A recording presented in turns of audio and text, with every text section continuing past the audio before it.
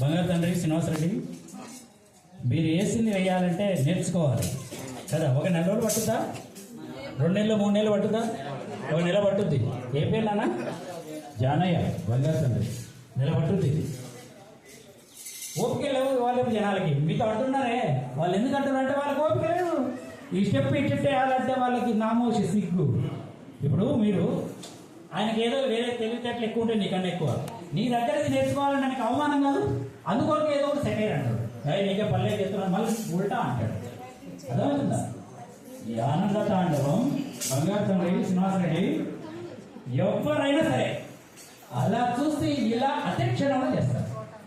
అర్థమైందా? అవి అవసరం లేదు, ఆ పక్కన పెట్టండి, అవి పక్కన పెట్టండి.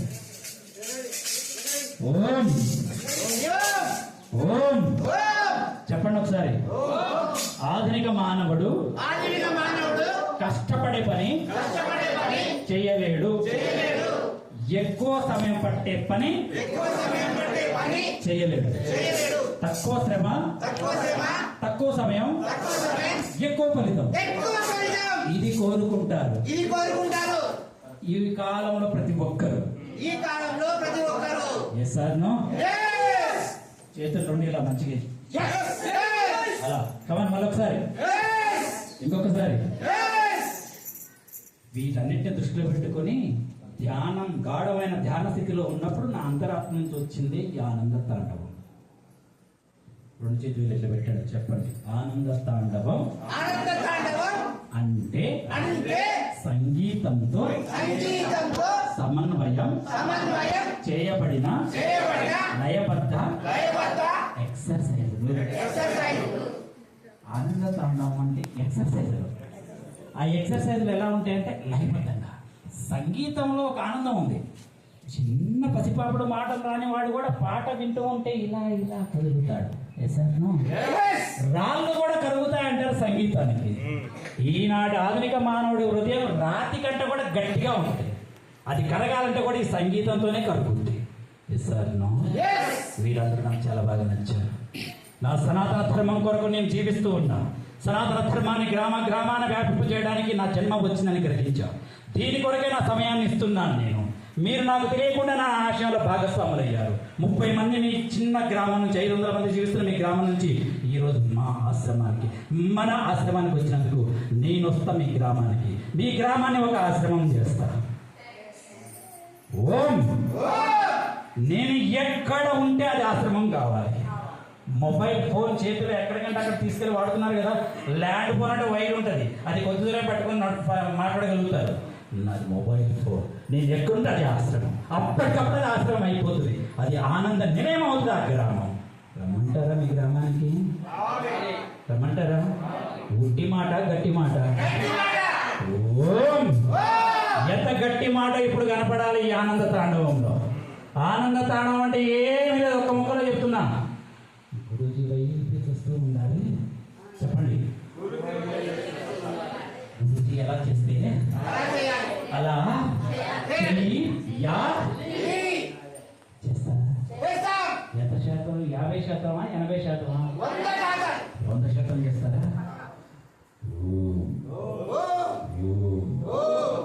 అమ్మా అన్వేశ్వరమ్మ, నీకు 100% శక్తి ఇవ్వాలా, 50% ఇవ్వాలా? 100% ఇవ్వాలంటే 100% అహంకారాన్ని వదిలిపెట్టాలి. 100% అహంకారాన్ని ఇక్కడే వదిలిపెట్టాలి. నీ వయసును వదిలిపెట్టాలి, నీ పాత్ర వదిలిపెట్టాలి, నీ ఆస్తులు వదిలిపెట్టాలి. ఉయ్యాలలో పసిపిల్ల వాడి మనసు ఎలా ఉంటుందో ఇప్పుడు ఆ పసిపిల్లల మనసు వైపు చూస్తూ మీరు ఎలా ఆనందాన్ని ఫీల్ అవుతున్నారో అటువంటి ఆనందాన్ని మీ మనసులో సృష్టించాలి, ఊహించాలి. ఆ స్థితిలో చేయాలి ఆనంద తాండవం. అప్పుడే అవుతుంది ఆనంద తాండవం. ఆనందంతో చేసేదే ఆనంద తాండవం. చెప్పండి ఒకసారి. ఇంకొకసారి. మన మనసులో ఉన్న ఆనందాన్ని 1000 రెట్లు చేసేదే ఆనంద తాండవం. అర్థమైందా? ఆనందంతో ఆనంద తాండవం చేస్తాము. మనం ఏ ఆనంద తాండవం చేస్తామో ఆనంద తాండవంతో మనలో అంతకుముందు ఉన్న ఆనందం 1000 రెట్లు అవుతుంది. 1000 రెట్లు అవుతుంది. Ready? Come on, ready, start. 1 2 3 come on.